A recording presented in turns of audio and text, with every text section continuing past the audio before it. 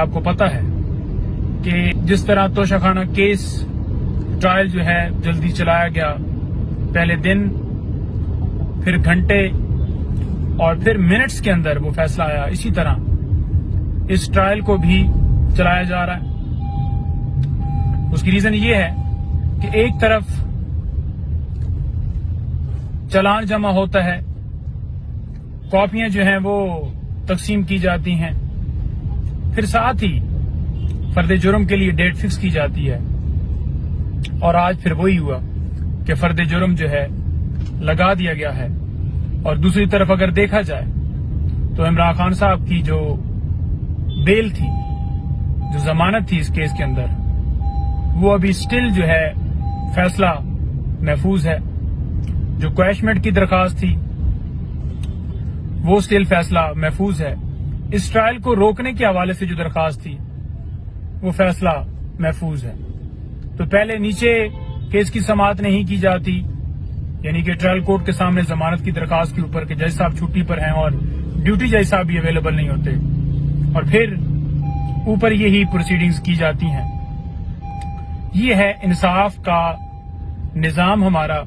کہ ایک طرف اشتہاری مجرم جو عدالت سے میڈیکل کی بنیاد کے اوپر باہر گیا اور واپس نہیں آیا، اور 4 سال بعد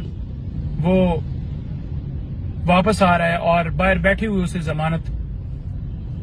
420 سیکنڈ کے اندر دے دی جاتی ہے، اور دوسری طرف ایک بے گناہ بے قصور ہماری قوم کا ہیرو جس کو اندر جو ہے ڈال دیا گیا ہے، اور اس کی ضمانت کے اوپر، اس کی کویشمنٹ کے اوپر فیصلہ جو ہے وہ دیا نہیں جا رہا، اور ٹرائل کو جلدی سے جلدی کنکلوڈ کر کے سزا کی طرف لے کر جانا چاہ رہے ہیں۔ میں تو یہ سمجھتا ہوں کہ آج جو ہے فرد جرم لگانے کی بھی ضرورت نہیں تھی، سیدھے ہی فیصلہ جو ہے وہ ہاتھ میں لکھ کر دے دیا جاتا کہ یہ آپ کو سزا ہے، کیونکہ جو فیئر ٹرائل ہے وہ تو ہو نہیں رہا۔ ڈیو پروسیس آئین پاکستان کہتا ہے، لیکن نہیں ہو رہا۔ یہ اس طرح سے سیکرٹ طریقے سے کارروائی جیل کے اندر چلائی جا رہی ہے جس میں